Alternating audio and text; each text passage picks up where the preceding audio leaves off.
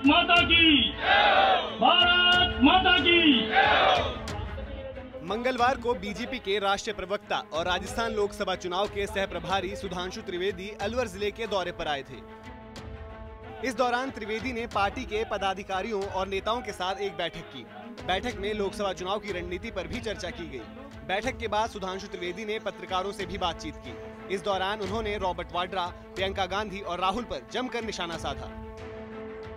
त्रिवेदी ने कहा कि एक दौर था जब कांग्रेस देश बचाने का नारा देती थी, लेकिन अब तो पार्टी के नेता किसी तरह से पार्टी की लुटिया डूबने से बचाने की कोशिश में लगे हैं। जब भाई संकट में दिखाई पड़ रहा हो, पति संकट में दिखाई पड़ रहा हो और संपत्ति संकट में दिखाई पड़ रही हो, तो उन्हें आगे आना चाहिए था। उन्होंने वो कार्य किया है या गिराव आया है। आप यूं समझिए कि जब इंदिरा जी 77 में सत्ता से बाहर हुई तो सन 80 में जब उनको वापस लाना था तो कांग्रेस ने क्या नारा दिया था? इंदिरा लाओ, देश बचाओ। सुधांशु त्रिवेदी ने लोकसभा चुनाव में कांग्रेस की ओर से राफेल डील को मुद्दा बनाने को लेकर भी अपनी प्रतिक्रिया दी। उन्होंने कहा कि राहुल गांधी को सिर्फ उनकी पार्टी सच्ची नजर आती है और वो खुद को पाक साफ मानते हैं। इसके अलावा उन्हें हर कोई झूठा ही नजर आता है।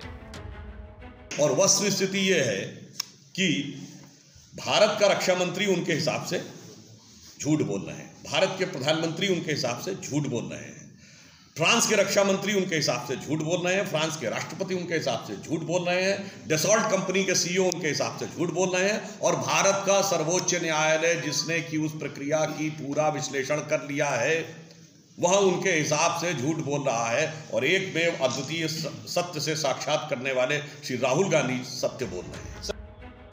सुधांशु त्रिवेदी ने राजस्थान की कांग्रेस सरकार पर हमला बोलते हुए कहा कि कांग्रेस ने किसानों के साथ धोखा किया है। उन्होंने आरोप लगाया कि जनता परेशान है, लेकिन कांग्रेस के लोग विदेश में कोठियां और संपत्ति बनाने में लगे हैं। सुधांशु त्रिवेदी ने भरोसा जताया है कि एक बार फिर से लोकसभा चुनाव में बीजेपी की ही विजय होगी। ब्यूरो रिपोर्ट, राजस्थान तक।